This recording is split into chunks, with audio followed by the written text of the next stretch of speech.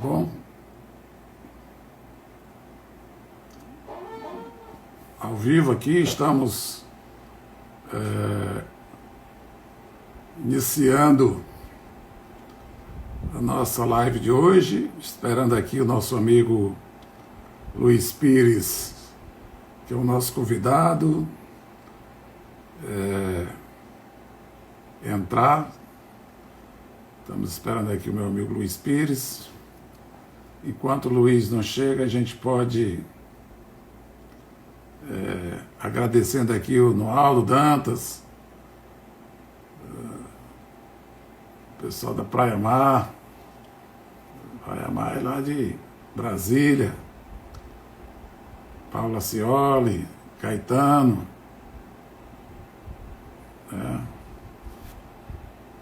esperando meu amigo Luiz entrar aqui para a gente poder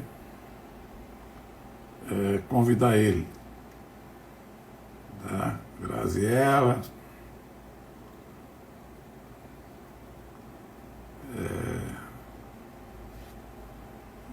Imóveis Maceió. Estamos aqui, não estou vendo aqui ainda meu amigo Luiz. Pessoal, seja bem-vindo. Vamos conversar hoje sobre mercado automotivo. Tá? Agradecer já a todo mundo. Luiz, você entrou, Luiz? Eu não vi, cara, aqui. Rivaldo Júnior, Noaldo, Praia Mar, Magalhães, Paula Cioli. Não estou vendo você aqui, Luiz. Qual é? Por favor, você pode... Luiz, você pode colocar... Vamos ver aqui.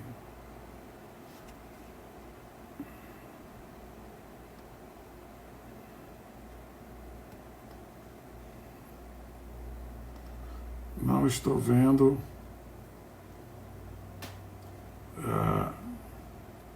a entrada do Luiz. Aldo, Cláudia, Amanda, Nando, Agrali, Lemos, Kátia. Não estou conseguindo detectar aqui o...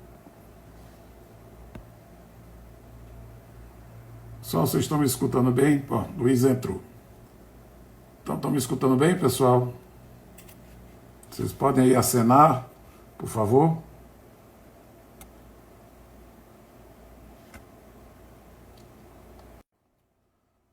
Adicionei aqui ao Luiz. Tá bem a imagem, tá bem a voz? Tá me escutando, Luiz? Ok, estou bem, Wagner. Ótimo. Então vamos aqui começar a nossa live. Nosso convidado de hoje é o Luiz Pires. O Luiz, presidente aí do Sindicato dos Revendedores de Automóveis, diretor da FenaBrave também em Alagoas. O Luiz vai falar um pouco do mercado automotivo. Mas antes, eu gostaria de dar aqui as informações de sempre. Nós estamos aqui num projeto chamado Alagoas em Ação. Esse projeto é um projeto que tem o objetivo principal é trazer para essas lives vários segmentos da sociedade alagoana para que elas possam, para que nós possamos discutir ideias, possamos discutir projetos. Está dizendo aqui, viu, Luiz, que a imagem, o Donaldo está dizendo que sua imagem está um pouco ruim. Talvez, não sei se entrou alguém aí, se você tiver no computador, alguma coisa embaçou a imagem. Estava boa e embaçou. Não, estou no telefone. Um pouco Né? mais de imagem, está escura ou o que é? Não, ela ficou embaçada, como se estivesse num vidro fosco, no seu rosto. Ah, Não sei se do que é que criou aí, veja, não sei, às vezes pode ser alguma ação da internet. Dá uma melhorada agora. Aí dá uma melhorada. Quando você se aproxima, melhorou piora, agora? viu, Luiz? Piora, Hein? afasta um pouco. Não, não Melhorou? está. Não, ele está variando. Vamos, vai, daqui a pouco melhorou agora. Então, pessoal, o projeto Alagoas em Ação, o sentido dele é ajudar as pessoas. O sentido dele é trazer as pessoas para discutir realmente ideias e propostas no segmento. Tá? Vocês estiverem gostando, aperta aí os coraçãozinhos. Se você quiser convidar algum amigo, vai nessa setinha que a gente chama de aviãozinho aí embaixo, e convida outras pessoas da sua rede para a gente conversar um pouco aqui sobre a área automotiva. Se vocês quiserem fazer perguntas, podem mandar, que eu vou anotar para depois perguntar ao Luiz. Tá? E a gente vai começar aqui perguntando ao Luiz. Primeiro, Luiz, a palavra é sua por 1 minuto, para que você possa agradecer, e a gente começa a live. Pode ir, a sua palavra é sua aí. Boa noite, Wagner, e a todos que estão assistindo.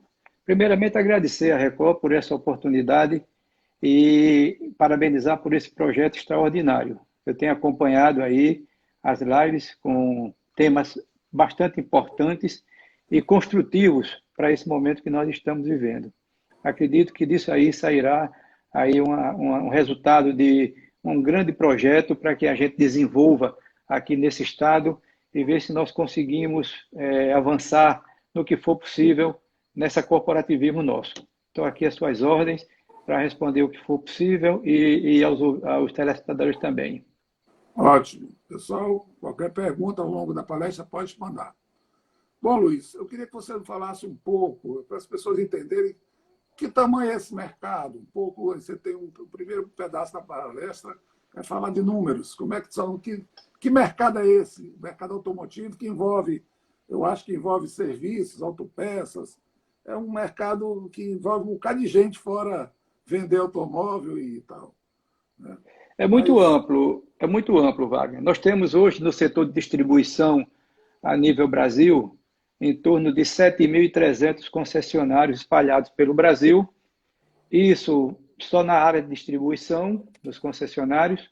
Isso gera uma média aí de 320 mil empregos.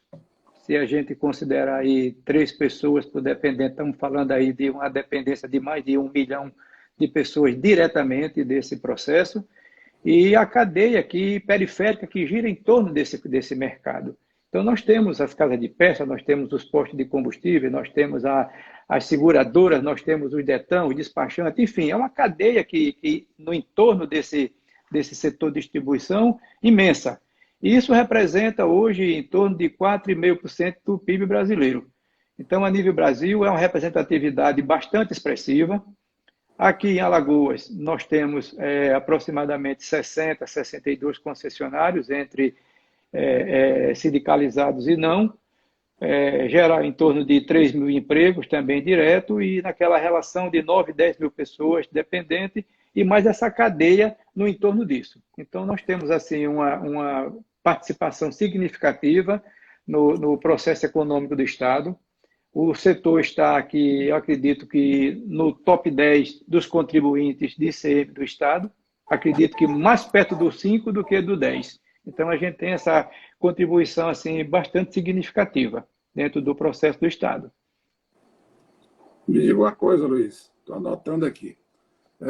Quando você fala a contribuição, você fala direta dos revendedores. Você não considera aí toda essa outra cadeia, não é isso? Não, só dos revendedores, assim, dos concessionários em si, né?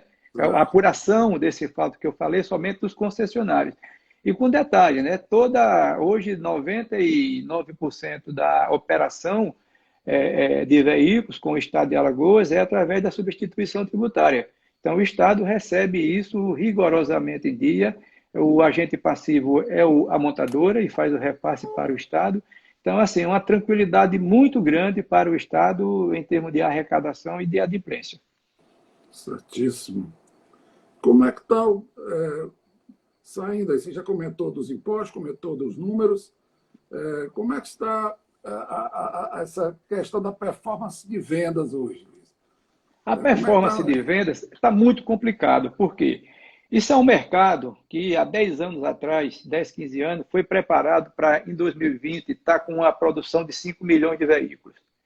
Então, nunca passamos e chegamos a esse número, nem perto.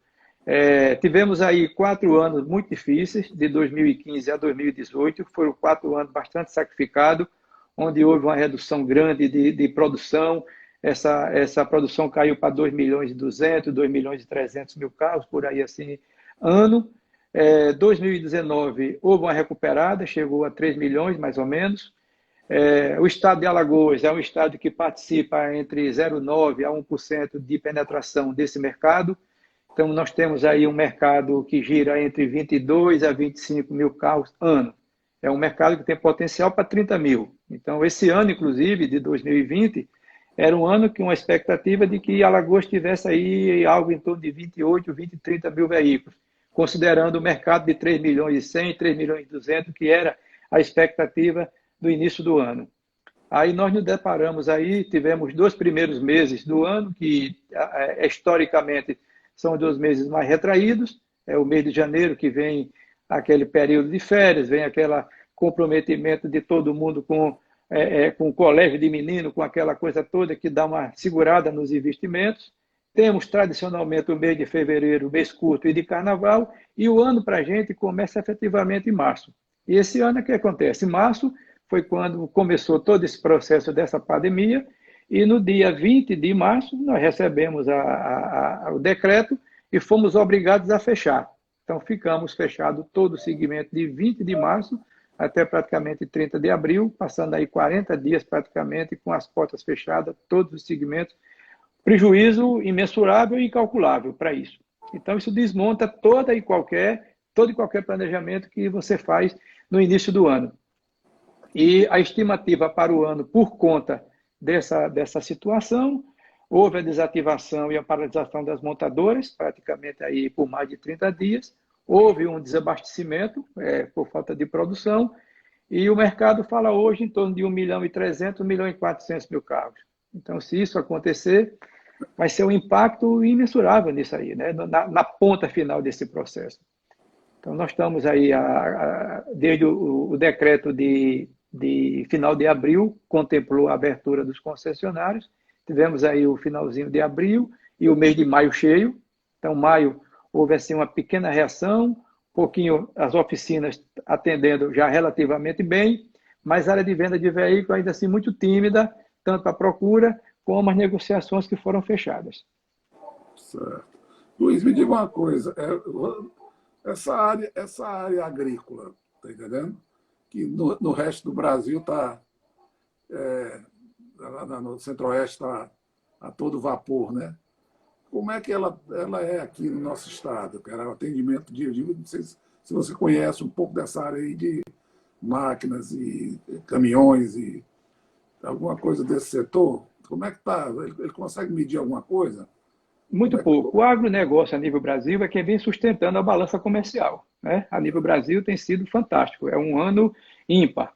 Está fechando aí esse trimestre, o quadrimestre, com um balanço superavitário fora de série. Infelizmente, aqui em Alagoas, nós ainda não tivemos a substituição da cultura da cana. Então, nós tínhamos aqui uma agricultura, praticamente, que era monocultura, era um atendimento nessa linha das usinas. Com essa situação das usinas, esse encolhimento, essa redução do parque industrial açucareiro de Alagoas, isso caiu muito. Então, o setor de caminhões e o setor de máquinas agrícolas, que era o forte desse segmento, tem sofrido bastante. A reação para isso é muito tímida. Existe hoje aí uma diversificação aí de algumas pessoas, Everaldo Tenório, Sérgio Papino e tal, algumas pessoas tentando a implantação, a diversificação com soja, com milho, com outras situações, mas ainda não é uma produção que dê sustentação, nem de alimentação de uma venda de equipamento, de máquinas e caminhões, e tampouco assim de produção para o Estado. A coisa é incipiente, mas é muito válida porque está se abrindo novas perspectivas. Ótimo. Me diga uma coisa, você falando aí da questão das vendas que caíram, né? Quer dizer, a disputa, pelo que você me falou, para metade da produção, né? De 3 milhões É esperado para isso, 1 milhão 400 e 1 milhão e 500, tá isso. certo? E você acha que existe alguma visão, na sua visão, existe um cenário onde a gente possa ver se depois que você começar a abrir as coisas, se isso melhora, ou se o mercado ainda vai sofrer mais tempo ainda, mesmo depois de aberto? Qual é a visão de Olha, vocês? eu tenho uma visão assim otimista, né? Apesar das dificuldades, o que a gente mais precisa agora é que haja assim a flexibilização da abertura do setor produtivo, do comércio e dos seus agregados, porque é isso que faz girar a economia. Isso acontecendo até agora, se final de junho, começo de julho, como está previsto, e havendo assim uma resposta positiva, eu acredito que a gente consiga recuperar ainda alguma coisa no segundo semestre. Porque, na verdade, é uma crise que foi desencadeada por uma situação atípica. Não foi uma crise de erro de política econômica, não foi uma crise gerada por falta de recursos na praça. Ao contrário, os bancos estão com dinheiro, os juros estão assim bastante acessíveis. Nós nunca tivemos uma taxa de juros Selic de 3%, nós estamos convivendo com ela já, né? Isso aí vem reduzindo gradativamente, e a expectativa é até que ela caia ainda mais. Então, isso, o setor tendo crédito, o setor de veículos é muito dependente do crédito. Tendo crédito, a resposta é boa. Agora, nós não vendemos para a gente mesmo. Não adianta o segmento de veículos estar aberto, funcionando, porque nós não vendemos para a gente mesmo. Nós precisamos ter o público consumidor. E esse público consumidor, ele depende muito, passa nessa relação de segurança de emprego e renda. Ele quer ter a segurança que seu emprego está mantido, que a sua renda vai estar preservada, embora reduzida, porque a gente sabe que já houve assim uma redução grande de receita de todo mundo, das empresas, consequentemente de remuneração. Grande parte das pessoas hoje recebem mediante produção, ou são comissionados, ou são produtivos. Como não tem venda, como não tem produção, evidentemente, esses recursos caíram muito. E quando a pessoa vai investir nisso aí, ele pensa duas vezes. Não tendo essa certeza, ele retrai esse investimento, né? Retarda esse investimento. Então, se a gente tivesse uma resposta positiva, se o mercado reabrir, o comércio reabrir, as coisas começarem a fluir, eu acredito que no segundo semestre consiga se recuperar alguma coisa. No âmbito da cadeia produtiva, das montadoras, a coisa é mais complicada porque o processo, o ciclo é lento de recuperação. Porque quando você desativa uma fábrica dessa, você desativa em uma semana. Mas para você restabelecer o nível de produção, a escala de produção, com os complementos que tem, com os fornecedores que ficam ali do lado agregado alimentando a cadeia, é um pouco lenta, é demorada, não é tão rápida quanto é para você desmontar. Então, essa é a grande preocupação. Mas eu acho que se a gente tivesse uma velocidade nessa reabertura ou nessa flexibilização do comércio, a gente ainda consiga recuperar alguma coisa esse ano. Deixa eu lhe fazer aqui, tem duas perguntas. Eu vou já fazer para você, mas eu queria fazer o seguinte. Diante dessas dificuldades, tá certo? Nós vamos entrar já em ideias, mas eu queria ainda falar um pouco sobre a dificuldade do mercado. Diante dessas dificuldades, existe algum projeto do setor, alguma coisa então do governo para que facilite a compra de um automóvel? Existe acenaram com alguma oportunidade, alguma vantagem, Luiz? Existe alguma Não, coisa nesse sentido? não, benefício não. A gente tem aí hoje, a nível de faturamento direto, tem aí algumas leis que amparam, por exemplo, a compra de vendas diretas através das pessoas com portadores de deficiência, com isenção de impostos de ICMS-IPI. E até determinado valor tem isenção dos dois. Acima de um valor de 70 mil só tem a isenção do IPI, não tem do ICMS. Mas a nível de governo, não. O que o governo está tentando colocar é condição no mercado, condição de juros mais barata, crédito, para que, apesar de estar assim, muito seletivo o crédito, mas ele está aberto, o crédito está funcionando normalmente. Eu assisti uma live do presidente, do diretor de crédito do Santander, há uns 8 dias atrás, onde ele falou que o banco já havia, até aquela data, renegociado 550 mil contratos de financiamento já feito lá atrás, que estava sendo renegociado agora para poder restabelecer a adimplência dos clientes e não perder esse consumidor. Então, essa situação que a gente está esperando que aconteça, assim, com mais velocidade. O governo tem feito essa sinalização somente na parte do crédito, mas não lançou nada assim de incentivo fiscal nem outro benefício qualquer. Até porque a situação está muito complicada nesse aspecto. Alguns bancos com linha de crédito assim, para capital de giro, para outras coisas, mas com muitas exigências. Então, acredito que o setor vai ter que encontrar a saída dentro dele mesmo, buscando alternativas. Aí, uma pesquisa já sinaliza aí que na China, em outros países, a recuperação de compra de carro mudou o perfil um pouco do consumidor. A gente vinha aí numa cultura de muita gente deixando de ter o carro, ter a propriedade para ter o uso. Ou seja, muita gente fazendo locação, fazendo outro tipo de aquisição de veículos.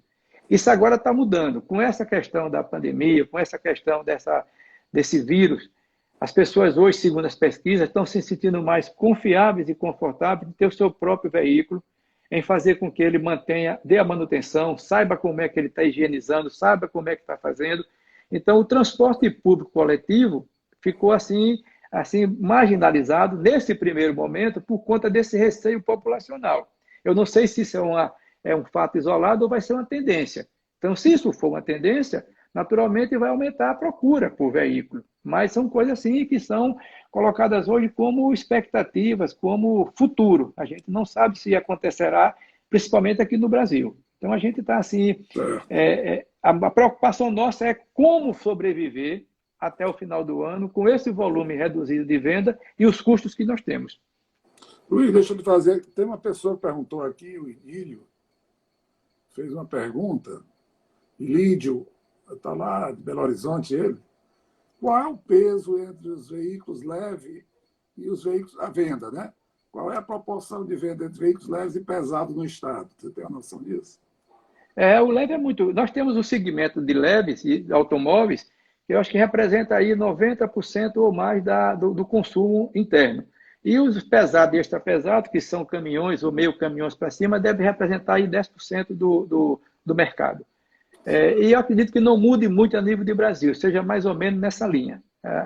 Ainda é predominante a venda dos comerciais leves, que são os automóveis, as caminhonetas, os utilitários, assim, né? E a outra de vans, de ônibus e caminhões para cima, que faz outro segmento, complementa a outra segmentação. Certo. Deixa eu lhe fazer agora uma pergunta. E com essa dificuldade do dinheiro, a dificuldade das pessoas, como você colocou, como é que ficam carros usados? Como é que está a questão dos usados? Eles crescem? As pessoas vão...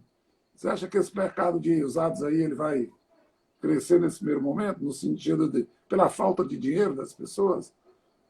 É uma possibilidade, né? Hoje nós trabalhamos, hoje 60% ou 70% da venda de novos sempre tem o usado. Esse mercado de novos ele não tem crescido. É um mercado que tem ficado assim, nesse patamar que eu falei, de 2 milhões e 400 a 3 milhões de veículos, então ele não tem crescido. A gente tem colocado os seminovos, que nós chamamos de seminovos, e tem dado repasse. Esse segmento de usados, os seminovos, ele é muito dinâmico, ele é sempre muito considerável. E, nesse momento, eu acredito que é uma alternativa interessante. Se bem que, um pouco mais atrás, tinha alguns seminovos que ficavam tão próximo do novo, e a facilidade de financiamento do novo era melhor do que do usado. Então, a gente tem que encontrar um equilíbrio nessa balança para que as coisas aconteçam dos dois lados. Mas é um segmento interessante e é um segmento que sempre foi bem explorado, tanto pelos concessionários como por terceiros. É isso que eu estava pensando, quer dizer, a revenda de carro novo usar a base do seminovo, né, dos atos, Sim, para sim. aumentar os seus negócios e fortalecer campanhas de usado, porque eu acho que vai partir para isso, né? É o que tem sido feito. A gente já tem feito aí um apelo forte na maioria das concessionárias, tem o seu departamento de carros usados, trabalham isso muito bem, com muita competência, dando assim muita segurança ao consumidor, porque passou por ali, o produto sai com o selo de segurança, selo de qualidade, os carros saem revisados, saem seguros, e a gente tem explorado bem esse segmento também. Certo. Deixa eu lhe fazer agora, saindo um pouco, tem uma pergunta aqui, ver se tem, vai aquecer o Brasil voltar a tal, ok, não tem, não tem. Vamos entrar aqui numa questão da importância desse novo modelo, esse novo cidadão que está chegando aí, impactado pela, como você disse, pela pandemia, preocupado com o meio ambiente, preocupado com a saúde, preocupado com a oportunidade de carros. Eu vi hoje, um cara mandou para mim, não sei se você viu aquele ônibus. Foi Fui eu você que que mandou? mandei. Foi você Foi. que mandou, né? É. Aquele ônibus de transporte interestadual, né? Aham. Com as cadeiras separadas, o ar-condicionado que fazia uma pulverização. É, primeira situação, como é que está essa questão aí, a importância para mim, na minha cabeça, como é que fica a importância do pós-venda, né? Como é que está essa questão como é que está na sua cabeça esse tratamento do cliente que já está cativo, né?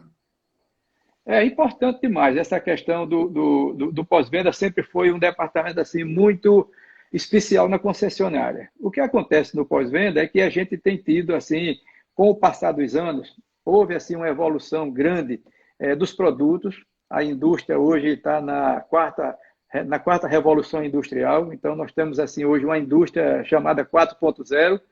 Nós temos uns concessionários já no 3.0 ainda querendo chegar perto, e nós temos uma legislação lá atrás, trabalhista, tributária, 2.0, arcaica. Então, a gente trabalha muito hoje essa questão do pós-venda fundamental.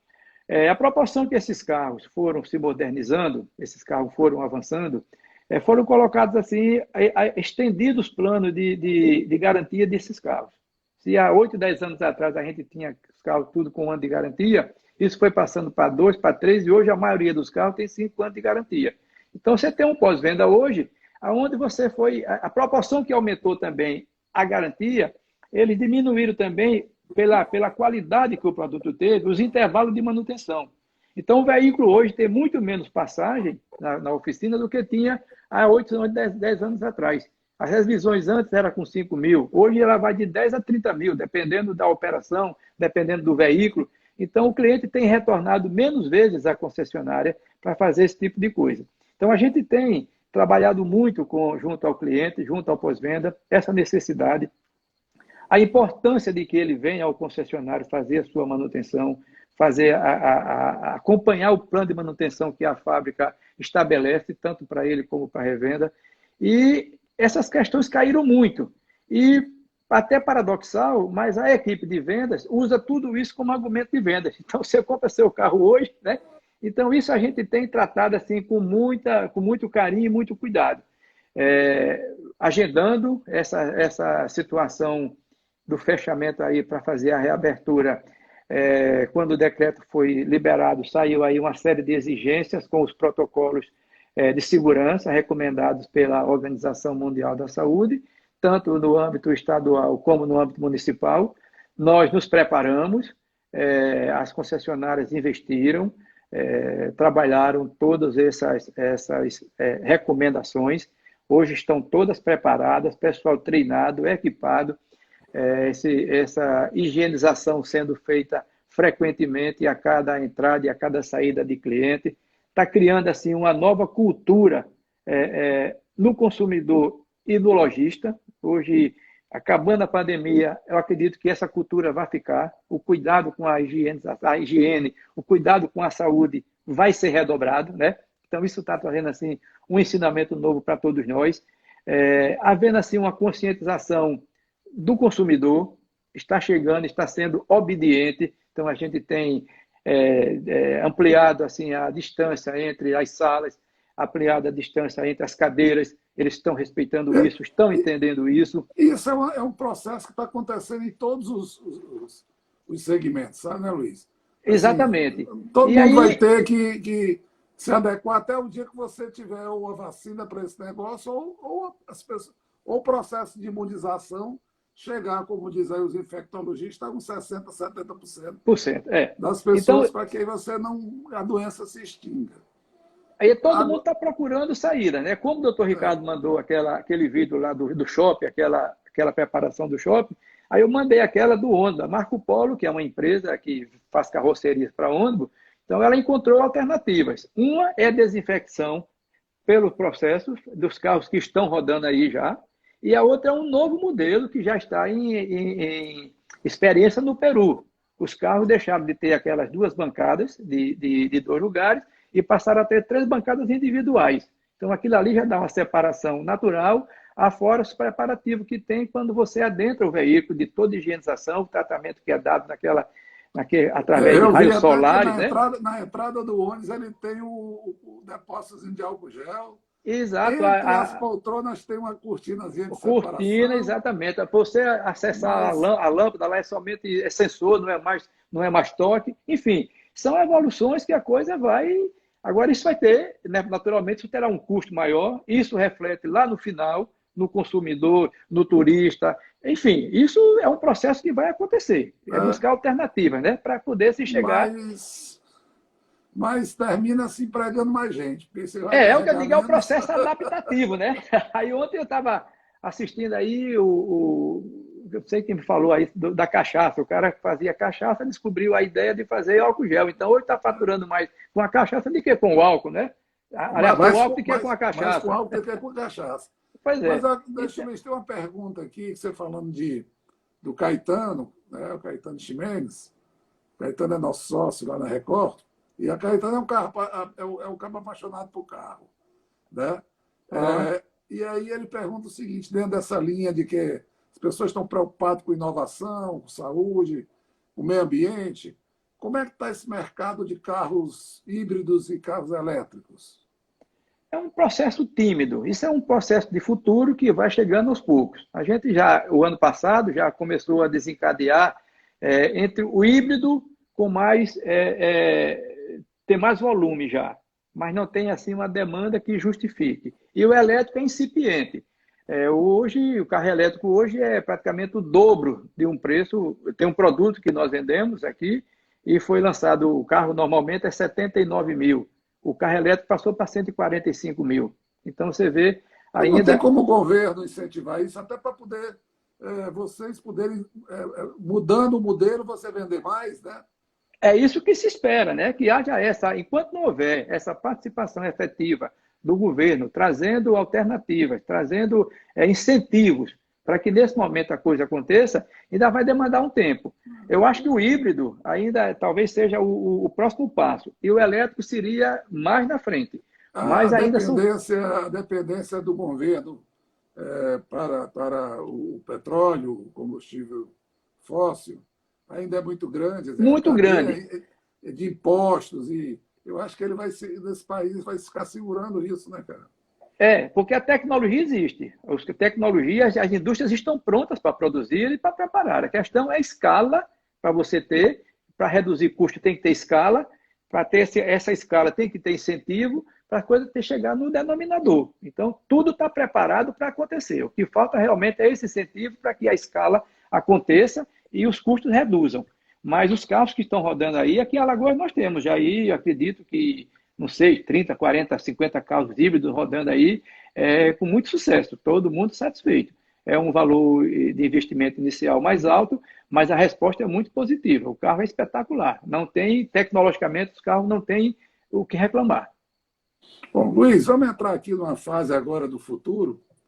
Nós entendemos que o mercado vai precisar de muita criatividade, tá certo?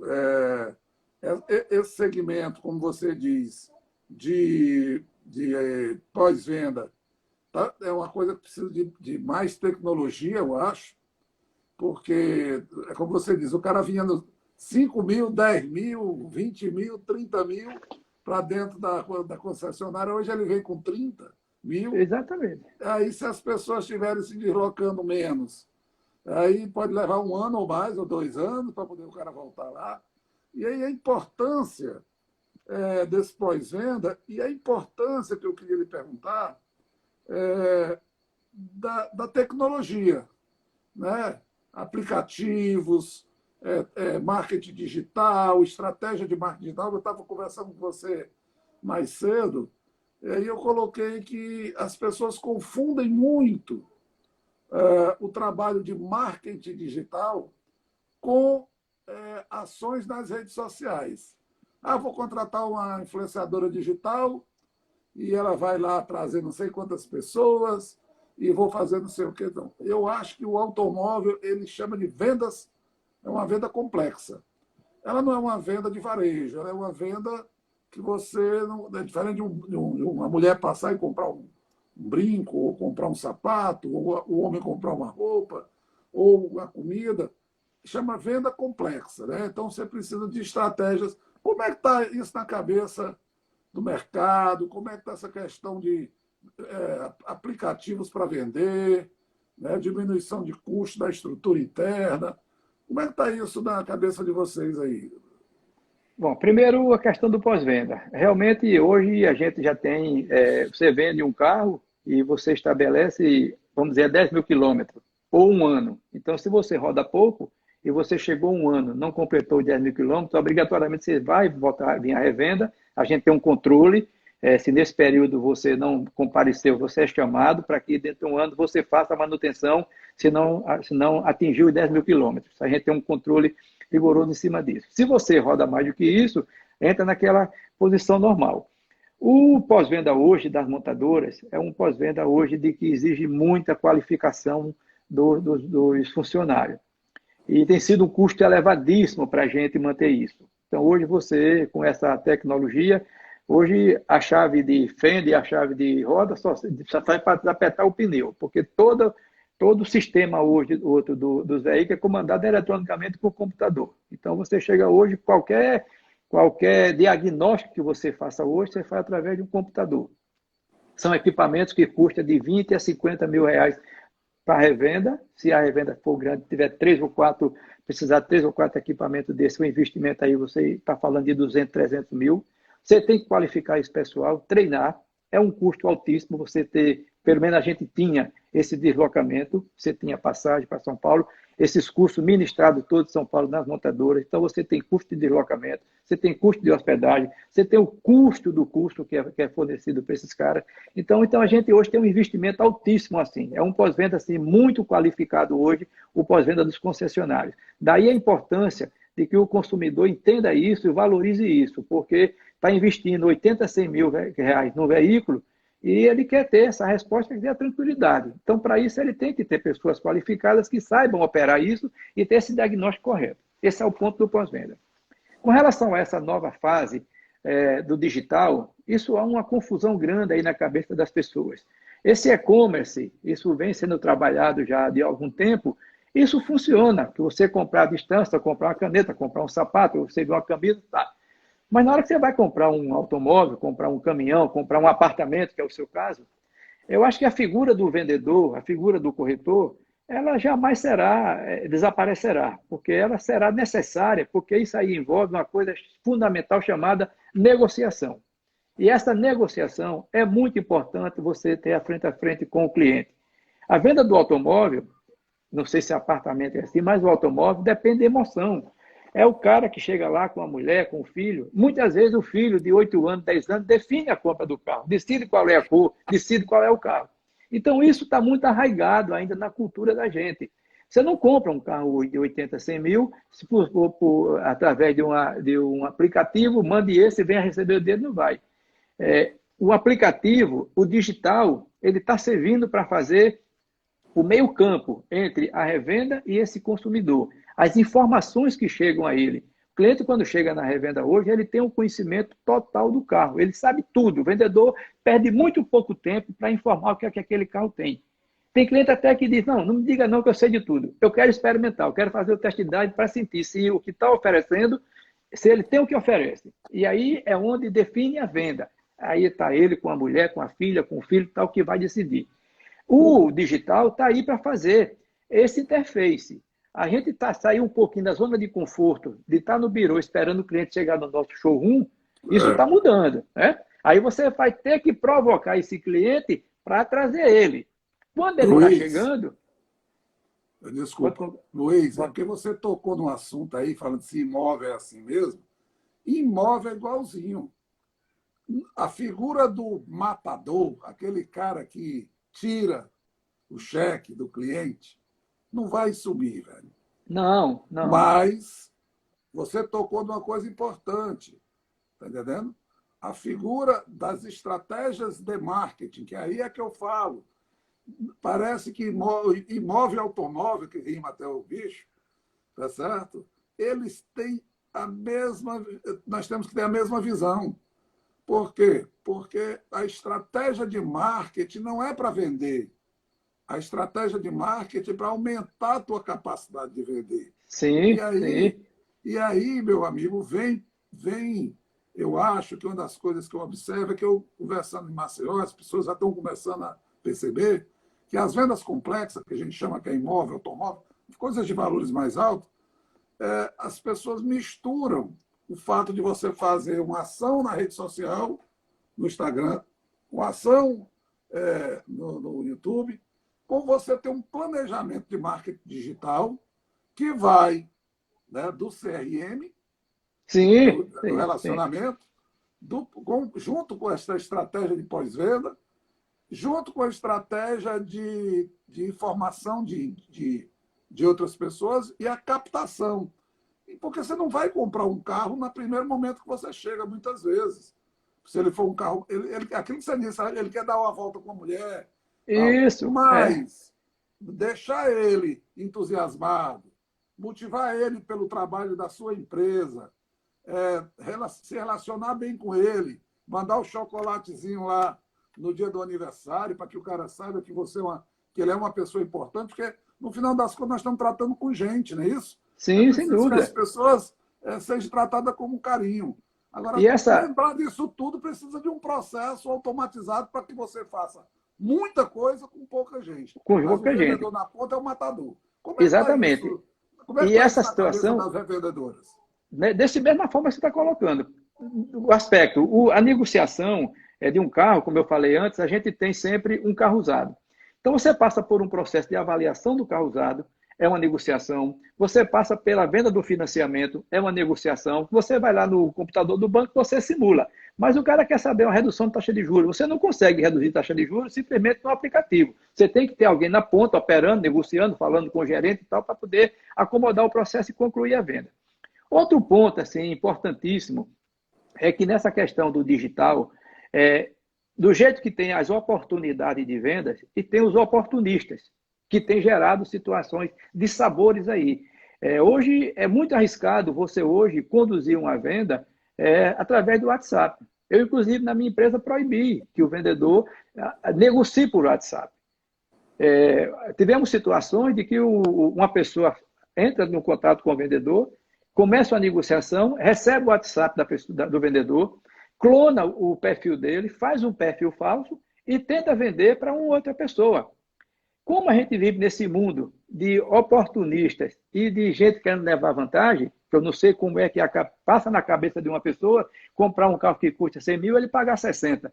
Né? Aí aquele cara pega o perfil temos situações reais aqui em Alagoas, várias situações como essa, de que o cara montou um perfil, vendeu um carro, o cara foi reclamar na loja que pagou 60 mil reais a esse cara e foi buscar o carro na revenda. Como? Não, comprei o seu vendedor, está aqui esse vendedor. Não, esse vendedor está aqui. A foto é dele, mas o telefone não é dele, o histórico não é dele, a negociação não foi com ele. Aí você entra com um processo de justiça, a justiça não quer saber, acha que o cliente é o ponto mais fraco. Naquele primeiro momento, dá ganho de causa para o cara, você vai se defender na justiça. Olha, é um inferno. Então, a gente precisa ter muito cuidado com isso. Tem as oportunidades, tem os oportunistas. Então, uma venda que precisa assim, de muita segurança, Bancos levaram calotes infinitos aí com falsificação, com fraude de documento, com fraude de financiamento. Então, hoje está muito assim evidente a necessidade da segurança da operação. E a segurança da operação você só consegue, infelizmente, lá no estabelecimento. Você estando presencial lá, sabendo com quem você tratou, como você tratou, e ali sim, você tem, porque nós temos aqui empresas idôneas, as empresas aqui são bastante antigas, bastante conceituadas, e ali você sai com tranquilidade. E não pelo método digital, que infelizmente ainda não dá essa segurança necessária para esse tipo de produto que a gente trabalha.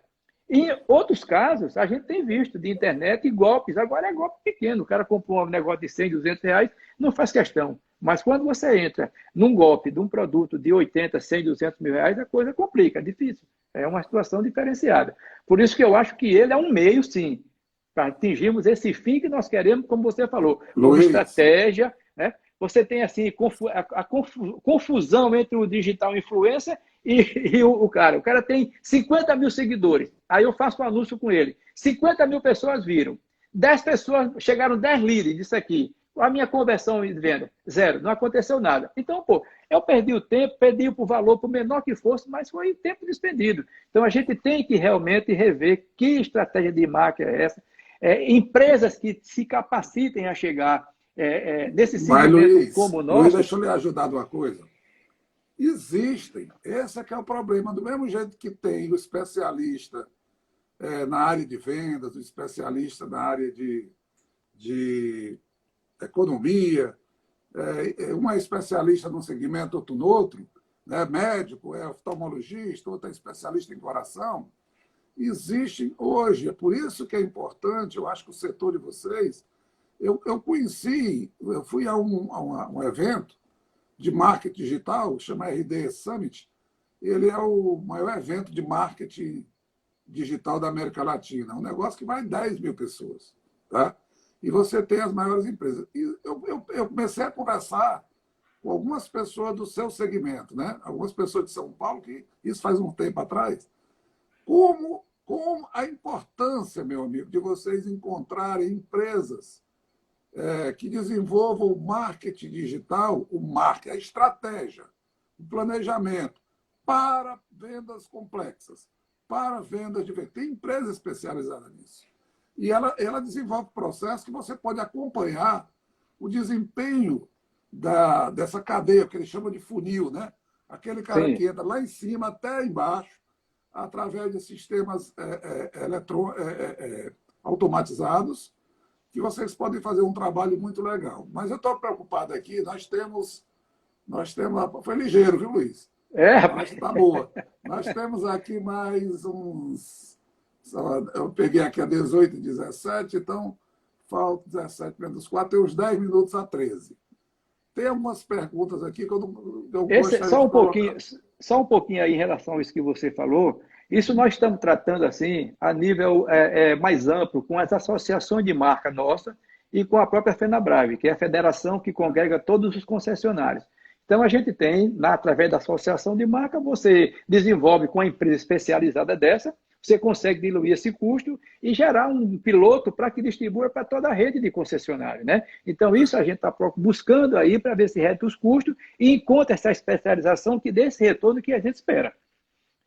Mas ele é um processo que a pessoa precisa adequar a empresa. Porque Exatamente. Não é um processo de fazer uma campanha e vender.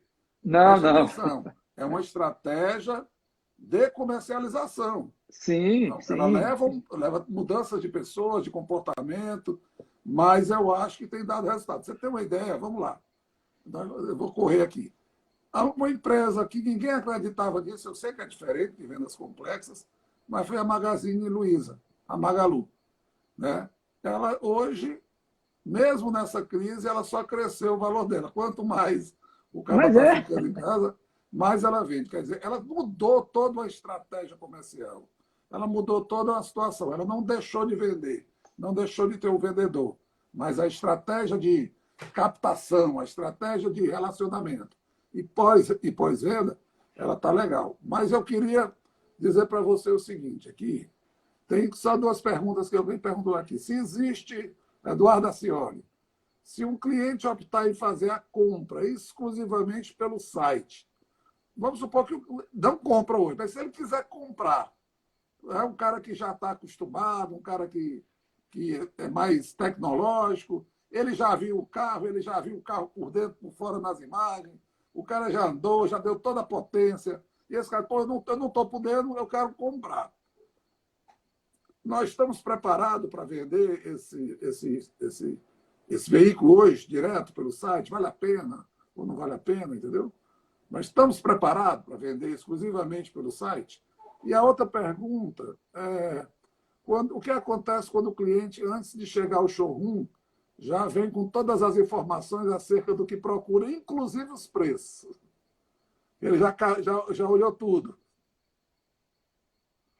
Né? Não acontece. Se quiser comprar pelo site, tá pronto nós estamos prontos para vender. Nós fazemos a venda, iniciamos e concluímos. Aí não tem nenhum problema. O que eu reforço é a questão somente da segurança. Então, eu preciso só me acercar da segurança, saber realmente quem é.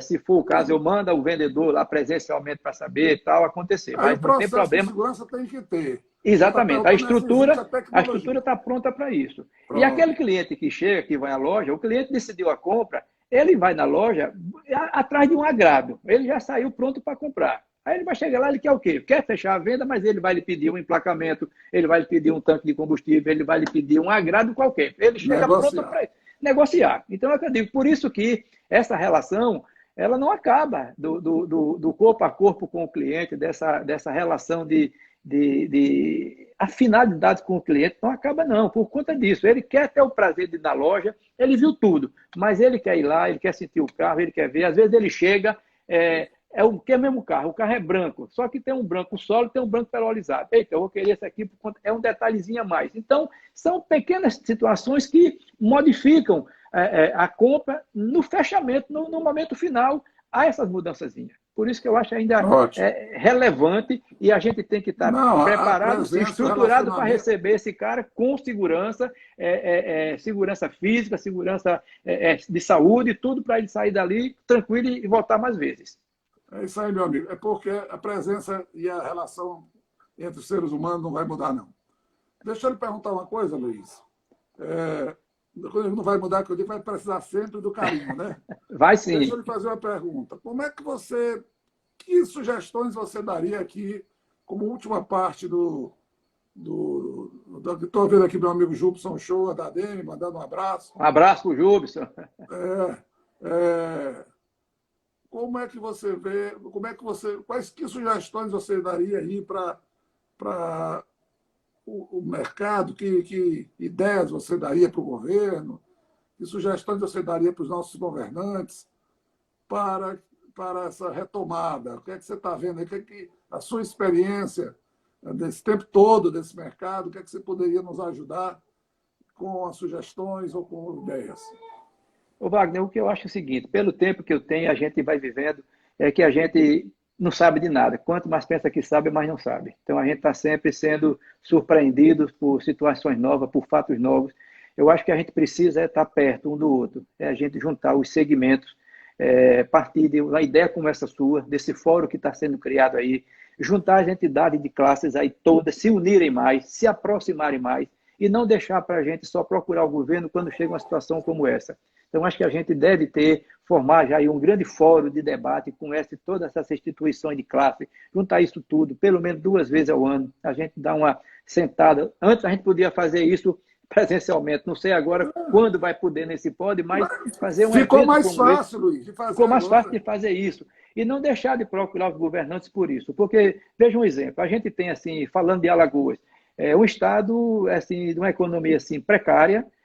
Se a gente considerar que 65% a 70% dos emplacamentos que a gente faz fica aqui na região metropolitana de Maceió, aqui entre Maceió, Marechal, Rio Lago, tá?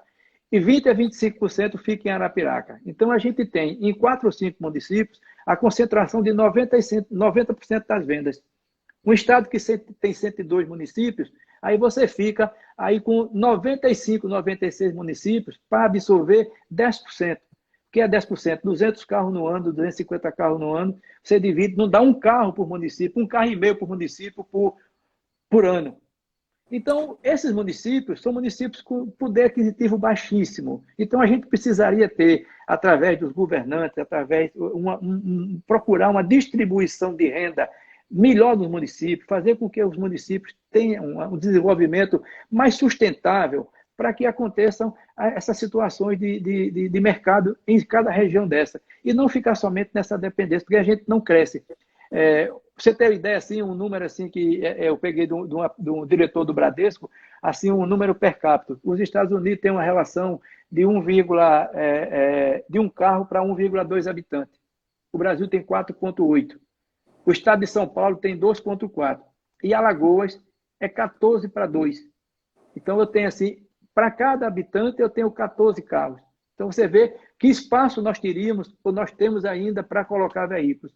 A outra situação é a concentração que nós temos de venda assim, nas capitais, que não é só Maceió, e a falta, eu vi aquela palestra do Gerson Fonseca, com as cidades inteligentes, né? E a gente sente isso hoje, a mobilidade urbana. A gente coloca hoje aqui, na cidade como Maceió, você coloca assim, 80% de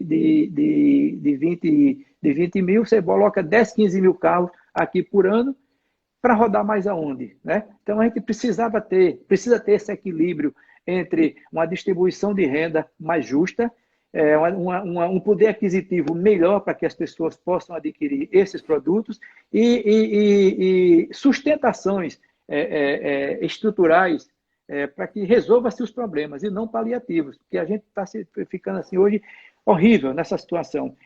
Caminhando para essa linha da mobilidade urbana através do transporte público é uma situação. Com essa pandemia, muda completamente isso. Eu acho que vai ter assim, um período grande onde o táxi, aqueles caras, aquela divisão de pessoas num táxi, num transporte alternativo, aquilo deve reduzir muito. O cara vai andar no seu próprio carro, no seu próprio transporte, por conta dessas situações de saúde que foram colocadas. Então, é um cenário assim que a gente precisa ter muito... Vai encher mais as ruas de carro. De carro, exatamente. Então, a gente precisa estar mais perto dos governantes, precisa levar mais, sensibilizar mais essas pessoas com essa situação. Mas, Luiz, nós só temos aqui mais uns 3 minutos ou 4, tá certo? Uhum. Você colocou uma coisa muito importante aí. Essa ideia de fazer essa live do Projeto Alagoas em Ação, ela hoje está sendo repetida pelo Noaldo lá na Associação Comercial. Está sendo discutida pela Unimed. Uma sugestão que a gente pode dar para vocês aí era que vocês pudessem, entre vocês, fazer lives de discussão de como sair. A gente não sai desse buraco, eu disse isso para você, meu amigo. Esse buraco é muito profundo. Muito profundo, É preciso que alguém ofereça as costas para o outro para subir. Para subir, exatamente. Para criar a escada para chegar lá em cima e trazer a corda para salvar os outros, porque senão nós vamos ficar brigando dentro do buraco e não vai resolver o problema. É necessário que as pessoas que entendam daquilo que eles sabem fazer e, junto com os outros, discutam. Eu acho que foi dito pelo Donaldo uma coisa muito importante, tá certo? Ele disse que nós somos concorrentes, mas não somos inimigos. Tem muita coisa que, se juntar, vai sair de ideias para você sair melhor, o setor sair melhor na fita, sair melhor da economia. Está entendendo? E se é verdade. Nós vamos disputar o cliente, mas tem coisas que juntas a gente pode trazer ideias para que o mercado, que o setor seja melhor. Então, a sugestão que eu lhe dou para o setor é você, aí, como presidente do sindicato, promover essas lives entre os associados, de discussão de como melhorar o setor, tá certo? Eu tenho aqui mais 1 minuto ou 2, queria só que a palavra para você se despedir da turma, tá? Agradecer todo mundo, parabéns aí para todo mundo, muita gente participando, e estamos aqui, chegou meu amigo Paulinho, disse que você, Paulinho Tenório, disse que filho do Paulo Tenório, disse que você é um amigo dele. Meu amigo irmão. Mas é isso, Wagner, eu agradeço. A sugestão do Noaldo aceita, eu acho que é esse momento mesmo de união, Nós somos adversários, mas não, nós somos concorrentes, mas não somos adversários. Nós temos uma boa relação entre toda a rede de concessionários aqui do estado de Alagoas. Dá sim para a gente fazer esse trabalho e agora, mais do que nunca, precisamos dessa união e das mãos. É assim que a gente vai sair realmente desse buraco. E mais uma vez, Wagner, agradecer a você e pela iniciativa, a Record, empresários do seu